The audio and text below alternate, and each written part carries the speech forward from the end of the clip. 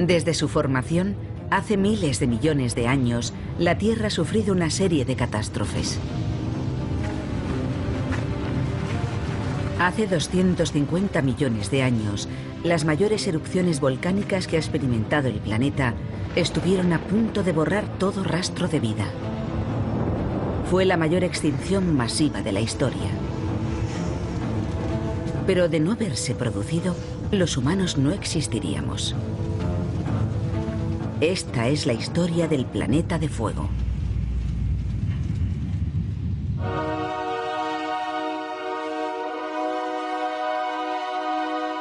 Catástrofe, planeta de fuego.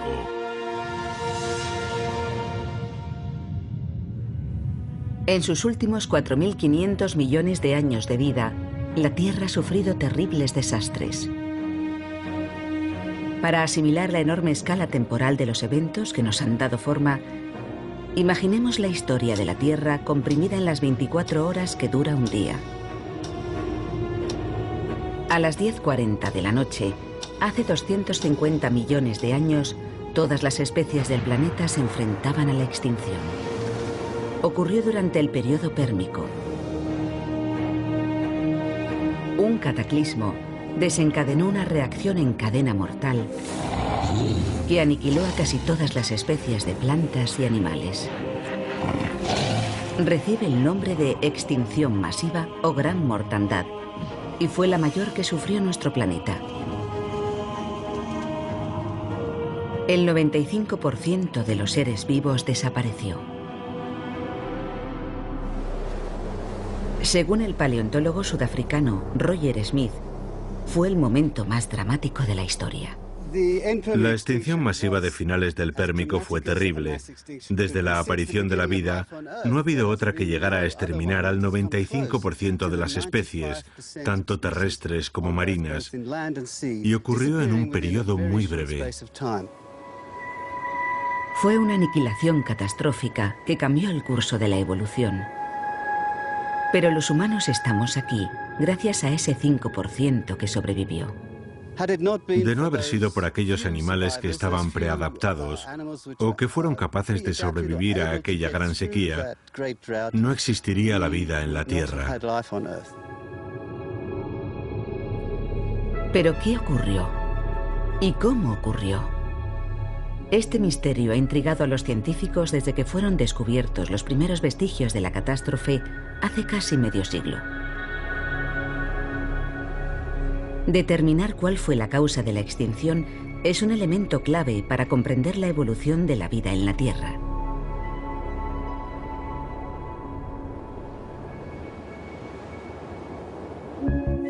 La cuenca del Karoo, en Sudáfrica, estuvo poblada en otro tiempo por multitud de especies anteriores a los dinosaurios. Hace 250 millones de años tenía un aspecto muy diferente. Las lluvias de las montañas alimentaban ríos con el caudal del Mississippi que serpenteaban por las llanuras. Aquí había un ecosistema estable y plenamente desarrollado. Los dictodones eran unos pequeños y abundantes herbívoros que se refugiaban entre la vegetación y vivían en madrigueras.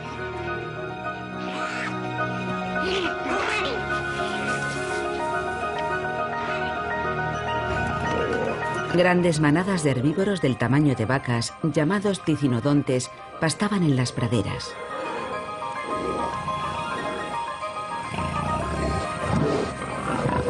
Pero un voraz asesino acechaba las manadas.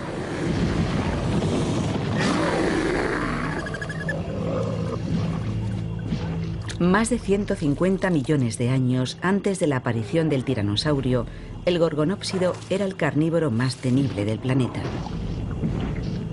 Sus grandes y poderosos colmillos le convirtieron en el rey de los depredadores del mundo pérmico.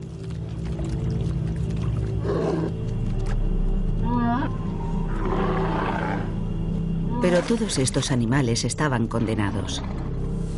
Ninguno de ellos sobrevivió a la extinción masiva. ¿Pero qué acabó con ellos? Las pistas que indican cómo murió el mundo pérmico están enterradas en la cuenca del Karoo. Bajo este desierto, los paleontólogos han desenterrado estratos de rocas sedimentarias de este turbulento periodo. Las rocas sedimentarias estaban divididas en capas. Cada capa representa el momento en que fueron depositadas. Las capas más antiguas están abajo y las más recientes arriba. Estas rocas son como una máquina del tiempo. Nos permiten retroceder en la historia 250 millones de años. Uno de los estratos superiores contiene pistas sobre la posible causa de la extinción pérmica. Estamos sentados en lo alto del periodo pérmico y este intervalo nos muestra algo muy dramático grabado en su registro geológico. Debajo de mí, estas rocas verdosas, grises y azuladas indican que en el entorno había mucha humedad. En estas capas abundan los fósiles. Pero por encima de este estrato, la historia es muy diferente. De repente todo se vuelve rojo, y ese enrojecimiento es una indicación de sequedad y de calentamiento repentino. Estas rocas rojizas revelan un repentino y violento ascenso de las temperaturas y señalan que en ese momento la vida en la Tierra estuvo a punto de extinguirse. Los fósiles nos indican que a partir de ese punto no queda prácticamente nada, se convierte en una zona muerta. La vida casi había dejado de existir, y no solo aquí. La misma zona muerta de piedra roja se encuentra en todo el mundo, lo que significa que hace 250 millones de años el cambio climático y la extinción masiva afectaron a todo el globo. Algo muy grande a escala planetaria elevó las temperaturas unos 10 grados centígrados, acabando prácticamente con todos los seres vivos. Son las 10:40 de la noche en nuestro reloj de la historia.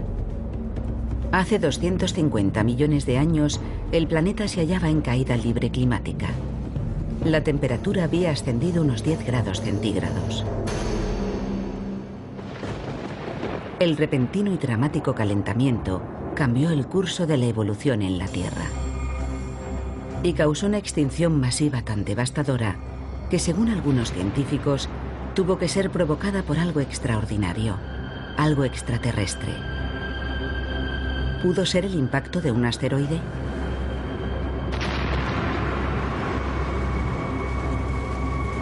Un impacto cósmico habría proyectado miles de millones de toneladas de polvo y rocas a la atmósfera, que habrían bloqueado el Sol, impidiendo el crecimiento de las plantas, haciendo descender las temperaturas y provocando el colapso de la cadena alimenticia. Una extinción provocada por el impacto de un asteroide se habría producido en tan solo unas décadas. Pero esa no es la historia que cuentan las rocas. Durante los últimos 10 años, el profesor Paul Wignall y un equipo de la Universidad de Leeds, Inglaterra, han examinado restos del periodo de la devastadora extinción masiva, recogido miles de muestras y filmado innumerables horas de vídeo en sus expediciones a Groenlandia. Las rocas confirman un periodo de cambio climático y mucho más. Registran la historia de la extinción masiva, tanto en la Tierra como en el mar, y nos ofrecen una imagen de la mortandad mucho más clara de lo que podíamos imaginar. La extinción masiva es la mayor escena del crimen de todos los tiempos en cuanto a fósiles, y Groenlandia en particular está llena de pistas. Hay una enorme cantidad de indicios que nos permiten reconstruir lo ocurrido con gran detalle. Es uno de los registros más importantes de ese periodo. Estas rocas de Groenlandia ofrecen muchos argumentos contra la teoría del impacto de un asteroide. En el caso de un impacto, la extinción habría empezado muy rápido, en cuestión de días o semanas. Todo habría muerto en cuestión de años.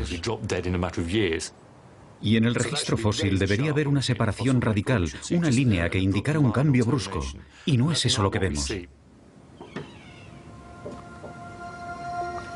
Las rocas de Wignall indican que la extinción no se completó hasta pasados 100.000 años.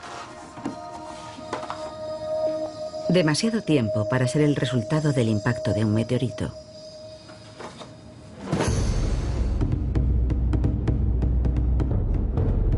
Las muestras halladas en Groenlandia sugieren que la extinción tuvo una causa diferente. Y el geólogo Mike Benton cree saber cuál fue. Él piensa que el desastre comenzó en las profundidades de la Tierra. Descartado un impacto, el tipo de catástrofe más dramático e instantáneo es el que habría desencadenado algún tipo de erupción volcánica. Así que es ahí donde debemos empezar a buscar. Los volcanes son la mayor fuerza destructiva de la naturaleza. Impulsados por una presión inimaginable en las profundidades del planeta, inundan nuestra atmósfera con gases tóxicos y roca fundida. En 1975, en Rusia, la erupción del monte Tolbachik fue tan descomunal que la pluma de ceniza y polvo era visible desde el espacio.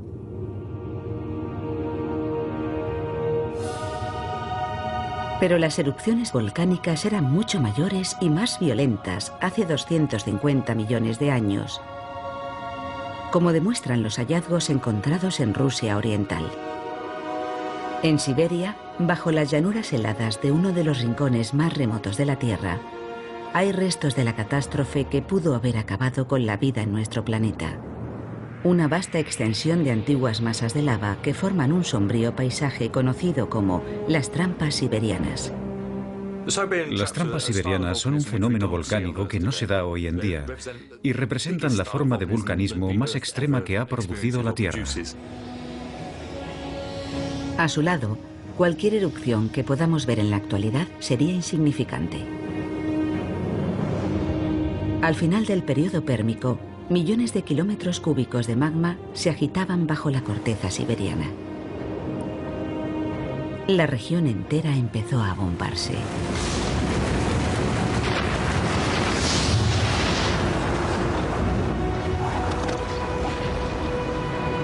Finalmente, como una enorme ampolla, la corteza reventó, expulsando enormes cantidades de lava y sepultando la región bajo un mar de roca fundida. Un tipo de erupción denominada inundación basáltica. Esta fue la fuerza que provocó la extinción masiva. Hace 250 millones de años, la inundación basáltica de Siberia cubrió un área de la extensión de Estados Unidos bajo 1,5 kilómetros de roca fundida. Siberia terminó calmándose. Pero Islandia sigue siendo una de las zonas geológicamente más activas del mundo.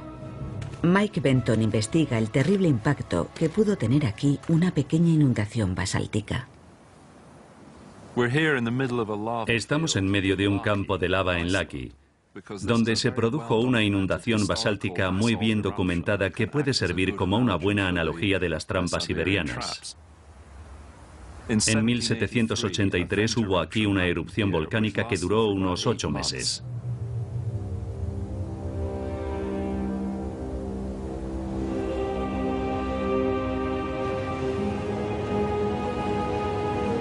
Una fisura volcánica de casi 30 kilómetros lanzó chorros de lava a 1.200 metros de altura. Fue algo insignificante comparado con las erupciones siberianas. Pero aún así, fue un desastre. Los volcanes producen lava, que mata localmente, pero también producen ceniza y gas. La lava tiene un alcance relativamente corto.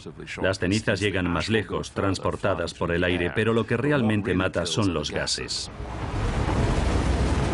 La erupción de la fisura de Laki produjo grandes cantidades de dióxido de azufre, un gas que tiene un impacto mortal sobre el medio ambiente.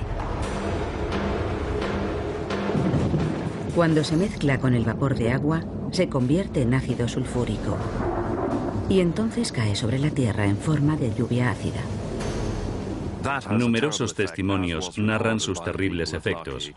Los habitantes de Laki sufrieron quemaduras en los ojos y experimentaron grandes dificultades para respirar. El ganado también sufrió quemaduras en la piel y las plantas murieron.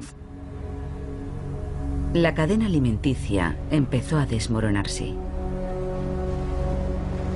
Y aquello no fue más que el principio. Parte del ácido sulfúrico no cayó a la Tierra. Permaneció flotando en la atmósfera en forma de diminutas gotas. Gotas que reflejaron la luz del Sol y enfriaron la superficie del planeta. El frío que siguió a la erupción mató a más gente que los daños inmediatos causados por el ácido sulfúrico. Los inviernos fueron muy fríos durante los 2 o 3 años siguientes, y no solo en Islandia. En el norte de Europa la pérdida de las cosechas provocó numerosas muertes. La erupción de Laki mostró a Benton que el enfriamiento producido por el dióxido de azufre volcánico es mortal. Y que sus efectos se dejan sentir a miles de kilómetros. Cuesta imaginar la devastación en las trampas siberianas. Laki estuvo escupiendo gas y lava durante 8 meses y cubrió de roca fundida un área de 500 kilómetros cuadrados.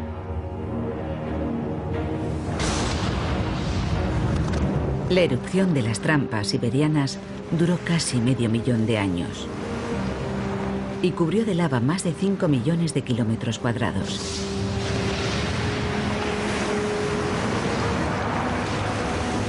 Fue 200.000 veces más grande que la de Laki.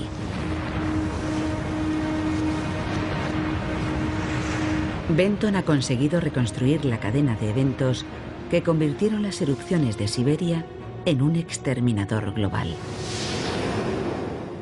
La secuencia más probable empieza con estas erupciones masivas en Siberia, que cubren de lava miles de kilómetros cuadrados de paisaje y provocan la destrucción y la devastación allá donde llegan. Las erupciones liberaron miles de millones de toneladas de dióxido de azufre, lo que dio lugar a lluvias ácidas e inviernos volcánicos e hizo caer las temperaturas.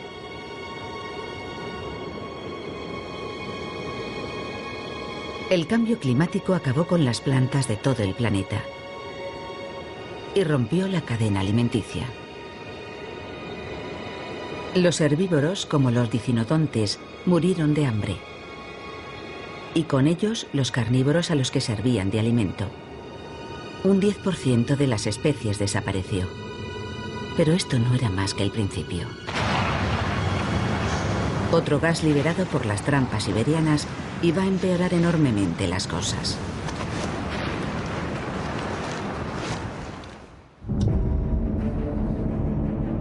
Son las 10:40 de la noche en el reloj de la Tierra. Hace 250 millones de años. Una serie de colosales erupciones han sumido al planeta en el caos. El dióxido de azufre liberado por las trampas siberianas ha diezmado a las especies. En Inglaterra, el paleontólogo Paul Wignall realiza autopsias a las víctimas de la extinción masiva. Los fósiles que ha recogido en Groenlandia atestiguan los efectos de los gases volcánicos. Las plantas fueron las primeras en verse afectadas. El registro fósil refleja un cambio en su composición. Y también empiezan a aparecer esporas con mutaciones muy extrañas.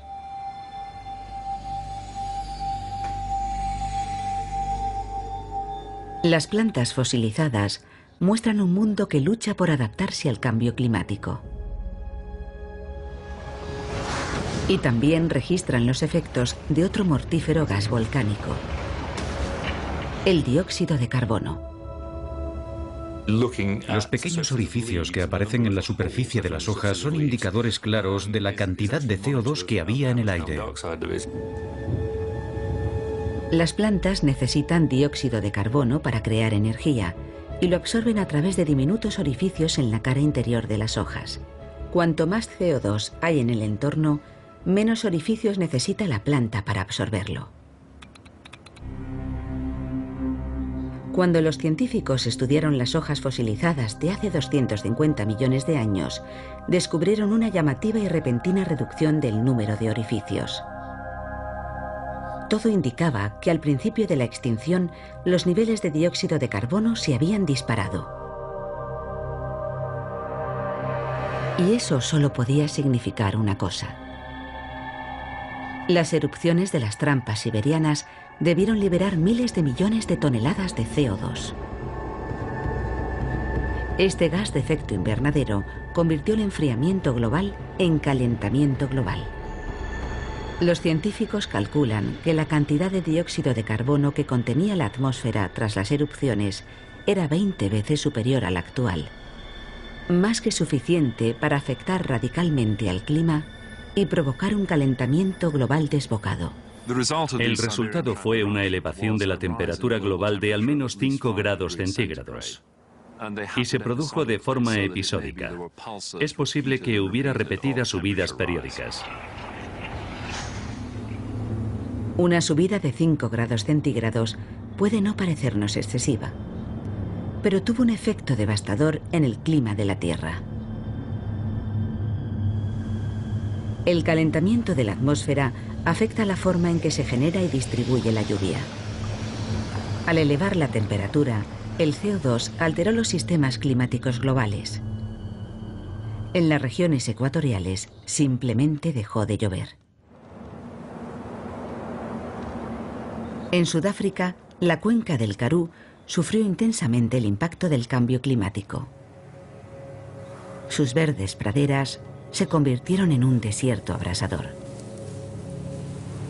El paleontólogo Roger Smith intenta descubrir cómo afectó este rápido cambio de paisaje a los habitantes del Karoo.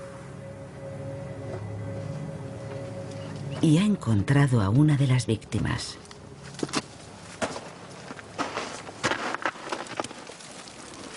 Esto es un cráneo fosilizado de Dicinodonte.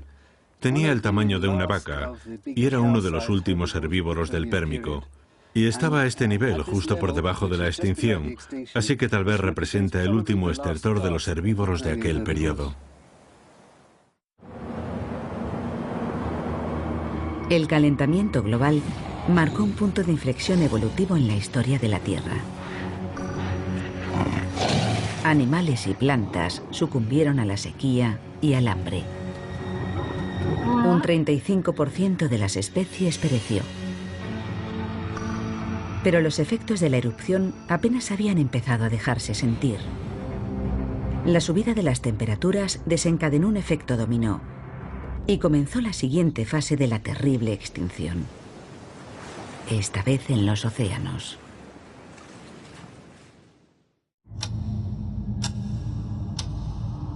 Son las 10:40 de la noche en el reloj de la Tierra. Hace 250 millones de años. Las erupciones volcánicas masivas liberaron primero dióxido de azufre, que enfrió el planeta, y después dióxido de carbono, que lo recalentó. Estos bruscos cambios climáticos acabaron con plantas y animales. La extinción se adueñó de la Tierra. Fue la primera fase del terrible exterminio de prácticamente todas las formas de vida. Pero también un momento crucial en la historia de la evolución. El futuro de la vida pendía de un hilo, pero no en todas partes. Hasta entonces, los océanos habían escapado de la extinción. Los océanos estaban llenos de vida. Había arrecifes de coral y otros muchos tipos de criaturas, como los tiburones, habitaban el lecho marino. Había una enorme diversidad. El agua sería de color azul como en cualquier mar tropical. A cierta distancia tendría el aspecto de un arrecife actual. Pero el cambio climático iba a cambiarlo todo. El paleontólogo Paul Wignall ha encontrado pruebas de la siguiente fase de la mortífera extinción masiva: la muerte de los océanos. Esta es una de las rocas que hemos recogido en Groenlandia. Es muy negra, algo típico de este periodo, pero lo más revelador son estos bonitos cristales dorados. Esto es pirita, el oro de los tontos. Y si está ahí es porque no había oxígeno en el suelo marino. Es un descubrimiento de gran importancia. El llamado oro de los tontos solo puede formarse en un entorno carente de oxígeno. El descubrimiento de pirita en rocas de hace 250 millones de años solo puede significar una cosa. De alguna forma, los océanos se habían quedado sin oxígeno. Era un hallazgo de gran trascendencia, desconocido hasta entonces. Revelaba una repentina ausencia de oxígeno en el último período del Pérmico, algo completamente nuevo. Nos estaba sugiriendo una forma muy diferente de exterminio de la vida marina.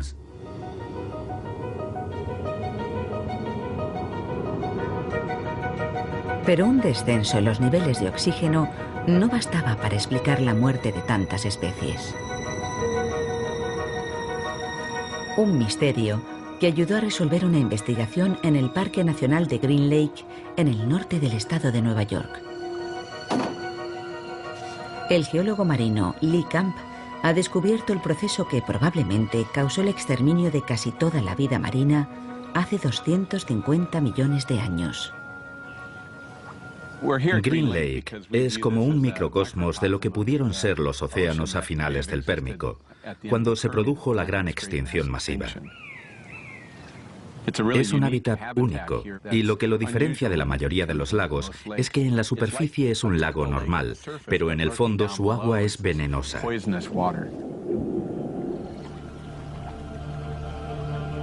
El lago tiene un aspecto normal, pero bajo la superficie se está muriendo, igual que los antiguos océanos del Pérmico. El agua se está estancando y los niveles de oxígeno están descendiendo. Camp y un equipo de la Universidad de Pensilvania llevan 5 años monitorizando la lenta muerte del lago.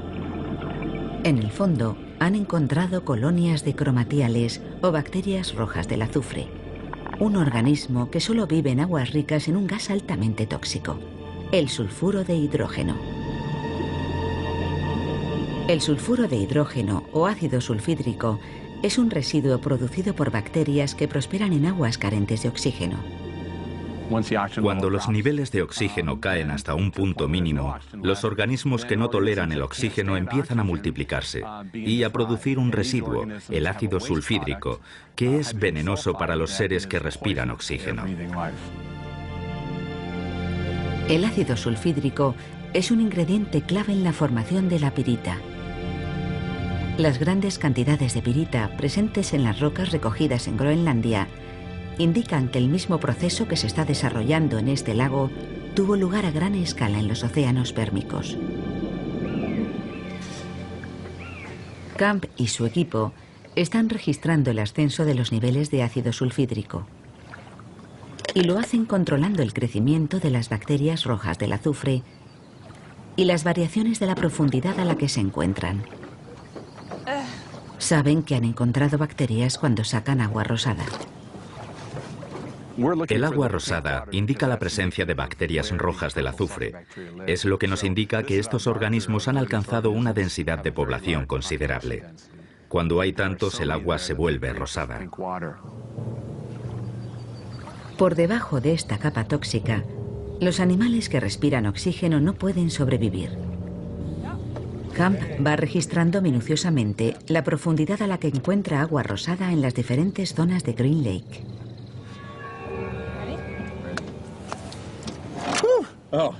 Sí, huele a huevos podridos. Es espantoso. Según descienden los niveles de oxígeno en el lago, aumenta la presencia de ácido sulfídrico y aparece agua rosada cada vez más cerca de la superficie. Eso significa que el veneno está ascendiendo y matando a todos los animales que respiran oxígeno. Green Lake es solo una pequeña extensión de agua, pero imaginemos el mismo fenómeno a escala global. En los océanos pérmicos, vistos desde el espacio, las zonas que hoy aparecen verdes habrían tenido un color rosado por la abundancia de bacterias rojas del azufre. La investigación de Camp nos permite imaginar lo que ocurrió en los océanos del mundo durante la extinción masiva. Las rocas del mismo periodo muestran que fue un fenómeno global. Los océanos y los mares se quedaron sin oxígeno y se llenaron de veneno. Algo muy grande debió provocar la desaparición del oxígeno. ¿Pero qué? En Green Lake, la causa ha sido el estancamiento. El agua ha dejado de circular. Y recientes investigaciones han descubierto que hace 250 millones de años ocurrió lo mismo a escala global. Normalmente, el oxígeno se disuelve en la superficie del agua marina. A continuación, es transportado por las corrientes que circulan entre el ecuador y los polos. En el ecuador, el sol calienta el agua marina. Cuando el agua caliente se mueve hacia los polos, se va enfriando y se hunde, transportando el oxígeno disuelto y permitiendo que los océanos y sus habitantes respiren. Hace 250 millones de años, el proceso era el mismo. Pero entonces se produjo la erupción de las trampas siberianas y la temperatura subió unos 5 grados. Lo más significativo para el mundo y para los océanos fue la forma en que afectó a la circulación de estos. Es como dejar una pecera en la ventana a pleno sol. El agua pierde el oxígeno y termina estancándose. Y eso es precisamente lo que creemos que le ocurrió a los océanos a finales del período pérmico.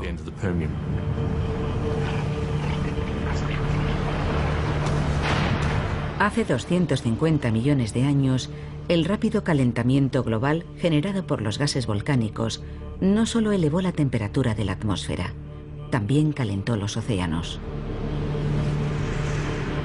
Estos dejaron de transportar el oxígeno y se estancaron, empezando a producir ácido sulfídrico y convirtiéndose en un caldo de cultivo ideal para las bacterias. Creemos que el calentamiento provocó la acumulación de ácido sulfídrico en el océano profundo. Las concentraciones de ácido llegaron a ser tan altas que terminaron invadiendo la superficie y expulsando a todos los organismos que respiraban oxígeno al arrebatarles su espacio vital.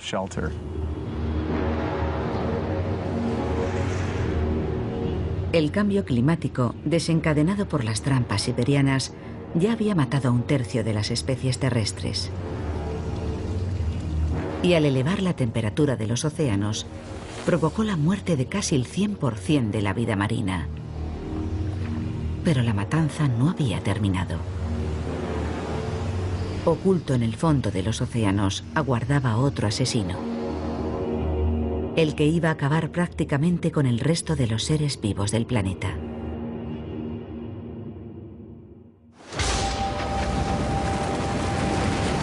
Las erupciones de las trampas siberianas habían sumido a la Tierra en el caos, cubriendo un área similar a la de Estados Unidos con una densa capa de roca fundida. Lo que puso en movimiento una cadena de eventos que estuvo a punto de acabar con todas las especies de la Tierra.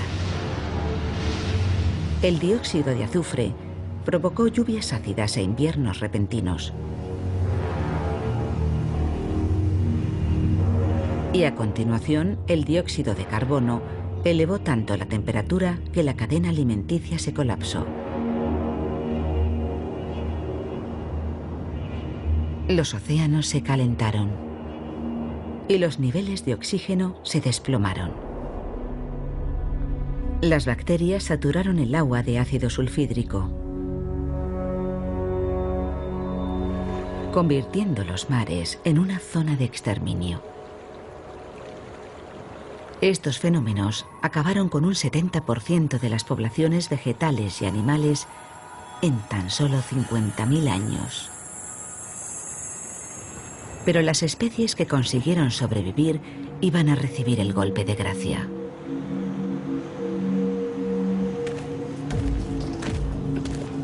En Islandia, Mike Benton está buscando pistas sobre la causa de esta oleada final de extinciones. Cuesta comprender que un aumento del CO2 y una repentina subida de las temperaturas pudieran causar una catástrofe de tales dimensiones. Un ascenso repentino de 5 grados centígrados no exterminaría la vida de una forma tan catastrófica. Algo más tuvo que contribuir a una extinción a tan gran escala.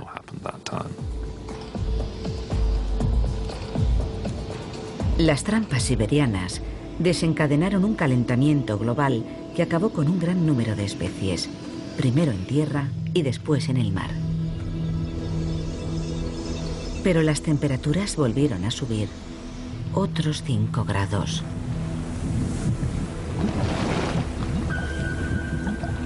Provocando una segunda oleada catastrófica de extinciones en tierra firme.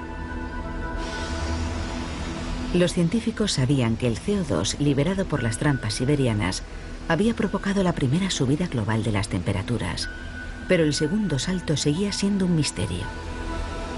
Debían encontrar algo aún más fuerte, capaz de acelerar el calentamiento global a una escala sin precedentes.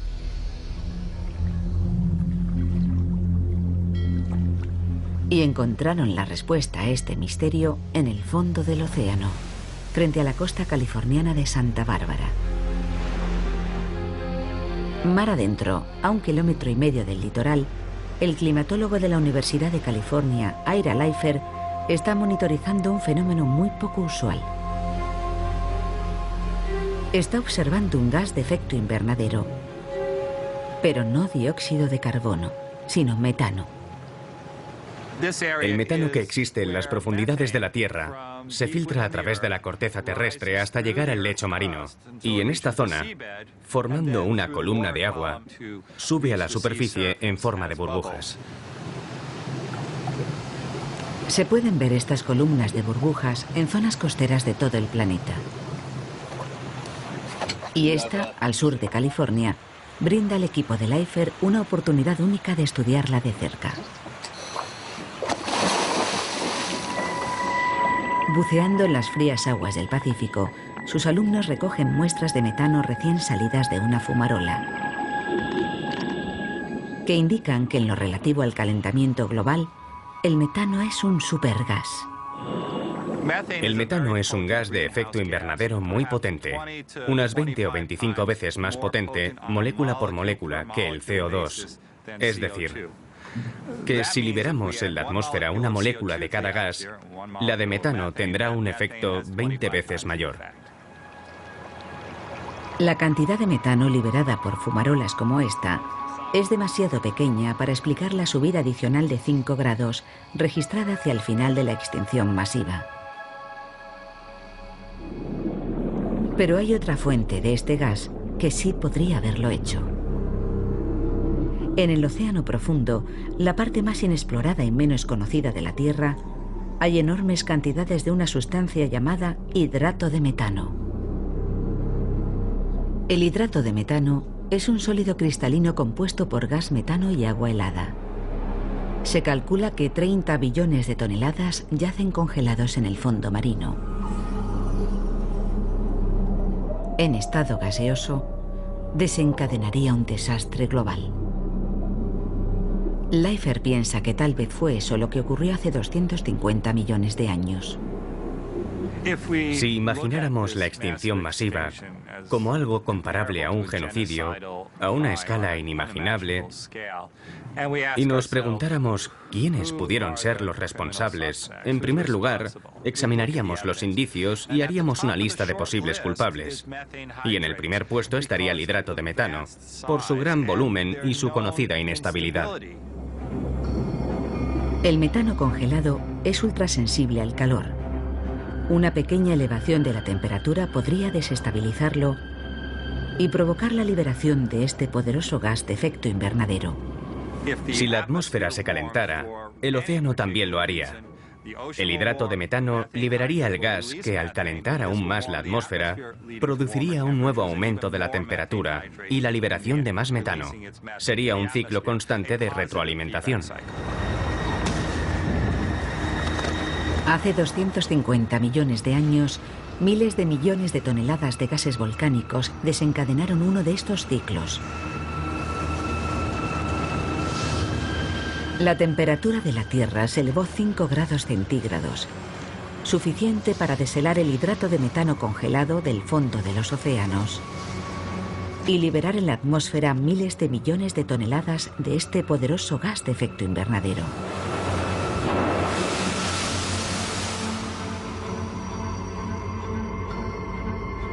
Las temperaturas se elevaron otros 5 grados.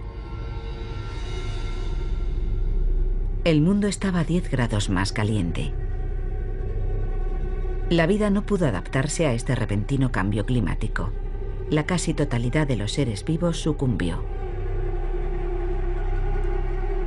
Primero murió la escasa vegetación que quedaba. Después, los pocos herbívoros supervivientes. Y con ellos, los últimos carnívoros.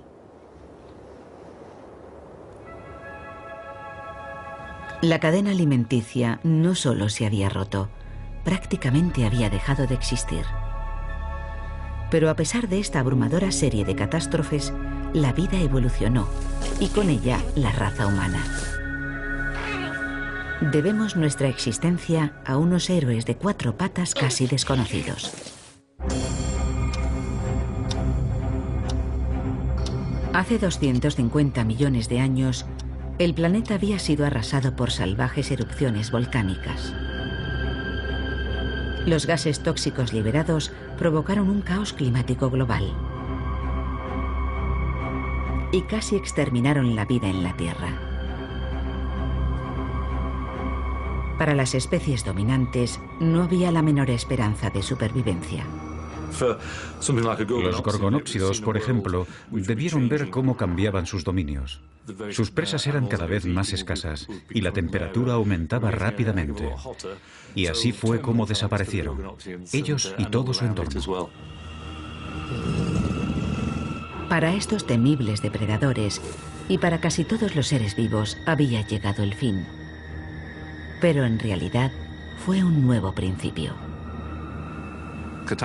Las catástrofes pueden poner a cero el reloj evolutivo.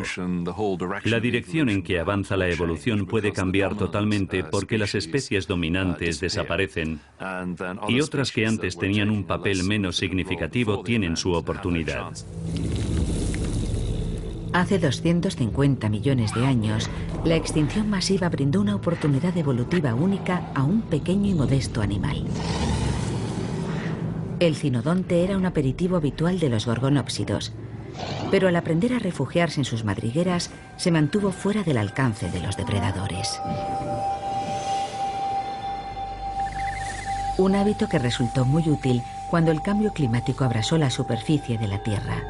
Los tubérculos y raíces subterráneas le proporcionaron alimento y agua. En la cuenca del Karoo, en Sudáfrica, el paleontólogo Roger Smith ha hecho un importante descubrimiento. Esto es una madriguera del Triásico inferior y sabemos por los fósiles que hemos encontrado en ella que era un refugio de cinodontes. Los cinodontes se refugiaron en madrigueras a finales de la gran extinción del Pérmico. Y es muy posible que esa fuera una de las razones que les permitió sobrevivir a la gran sequía de aquella época. Los cinodontes pasaron a convertirse en una de las especies dominantes del Nuevo Mundo. De no haber sido por ellos, nosotros no existiríamos. Uno de sus descendientes acabó convirtiéndose en mamífero, y de no haber sido por ese superviviente de la línea del cinodonte, no habrían evolucionado los mamíferos ni tampoco nosotros. Así que tenemos mucho que agradecerles. Hace 250 millones de años, la vida sufrió un golpe devastador. Sin embargo, consiguió recuperarse, creando nuevas especies y ecosistemas. Pero el mismo tipo de catástrofe que dio a nuestros antepasados su oportunidad podría volver a producirse. Erupciones como la de Laki en Islandia se producen una vez cada 20 millones de años. Las gigantescas, como la de las trampas siberianas, son aún más infrecuentes. Ocurren cada varios cientos de millones de años. Pero ocurren.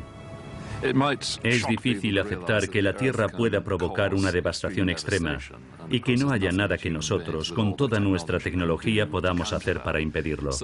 Ante una erupción semejante a la de las trampas siberianas, es difícil calcular cuántos seres humanos podrían protegerse de ella, pero sin duda provocaría una mortandad y una destrucción terribles.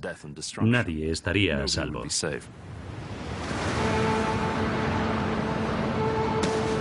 Pero es posible que la mayor amenaza al futuro de la humanidad no sea un fenómeno natural. Por primera vez en la historia, la especie dominante del planeta está alterando el delicado equilibrio de su ecosistema. Nuestras emisiones de dióxido de carbono están teniendo un impacto catastrófico. Tenemos el potencial de liberar 2 o 3 billones de toneladas de dióxido de carbono en el próximo par de siglos. Las trampas siberianas liberaron una cantidad similar, pero lo hicieron a lo largo de milenios, quizá en 1 millón de años. Así que estamos hablando de comprimir el evento de las trampas siberianas en la corta historia de la actividad humana en tan solo 1 o 2 siglos. Da miedo pensarlo. Los científicos temen que el calentamiento global descontrolado del pasado pueda volver a ocurrir en el futuro. Más de 30 billones de toneladas de hidrato de metano yacen congelados en el fondo del mar, y la posibilidad de que se deshielen masivamente es hoy tan real como lo fue hace 250 millones de años. Pero esta vez lo habremos provocado nosotros. Si seguimos contaminando al mismo ritmo, provocaremos una catástrofe. La cuestión es cuánto tardaremos en hacerlo. La extinción masiva de finales del Pérmico fue uno de los capítulos más importantes de la historia de la vida. Estuvo a punto de hacerla desaparecer para siempre. Pero los supervivientes se convirtieron en nuestros antepasados directos. De no haberse producido, nosotros no estaríamos aquí. Vacas, llamados ticinodontes, pastaban en las praderas.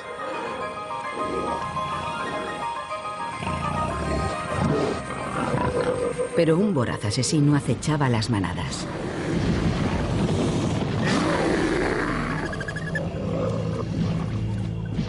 Más de 150 millones de años antes de la aparición del tiranosaurio, el gorgonópsido era el carnívoro más temible del planeta. Sus grandes y poderosos colmillos le convirtieron en el rey de los depredadores del mundo pérmico.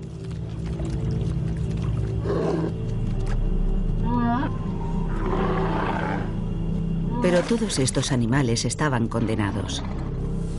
Ninguno de ellos sobrevivió a la extinción masiva. ¿Pero qué acabó con ellos?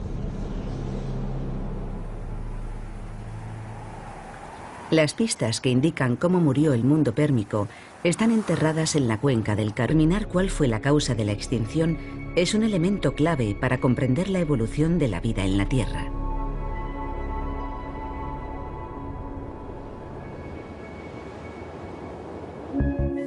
La cuenca del Karoo, en Sudáfrica, estuvo poblada en otro tiempo por multitud de especies anteriores a los dinosaurios. Hace 250 millones de años tenía un aspecto muy diferente. Las lluvias de las montañas alimentaban ríos con el caudal del Mississippi que serpenteaban por las llanuras. Aquí había un ecosistema estable y plenamente desarrollado. Los dictodones eran unos pequeños y abundantes herbívoros que se refugiaban entre la vegetación y vivían en madrigueras.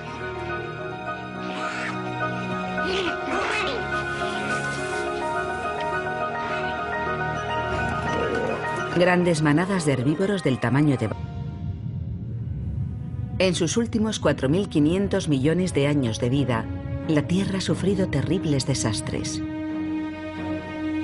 Para asimilar la enorme escala temporal de los eventos que nos han dado forma, imaginemos la historia de la Tierra comprimida en las 24 horas que dura un día.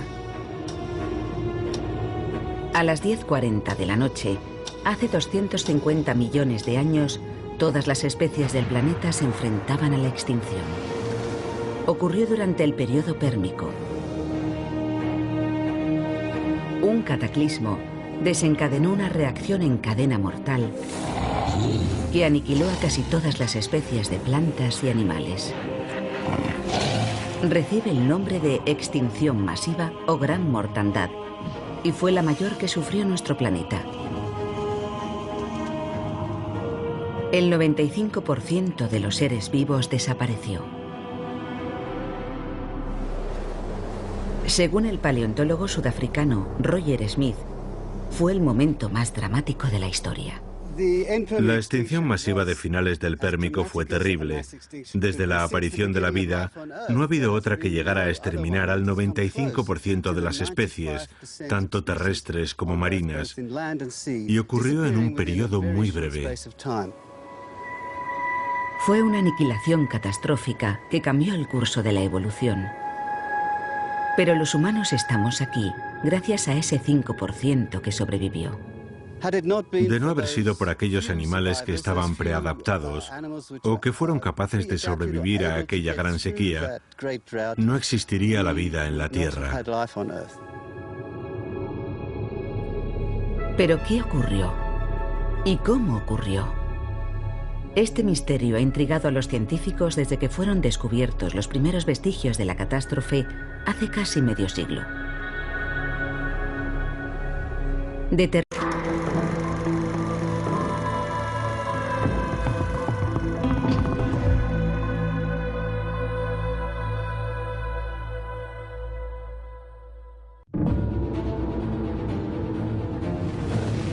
Desde su formación, hace miles de millones de años, la Tierra ha sufrido una serie de catástrofes. Hace 250 millones de años, las mayores erupciones volcánicas que ha experimentado el planeta estuvieron a punto de borrar todo rastro de vida. Fue la mayor extinción masiva de la historia. Pero de no haberse producido, los humanos no existiríamos. Esta es la historia del planeta de fuego.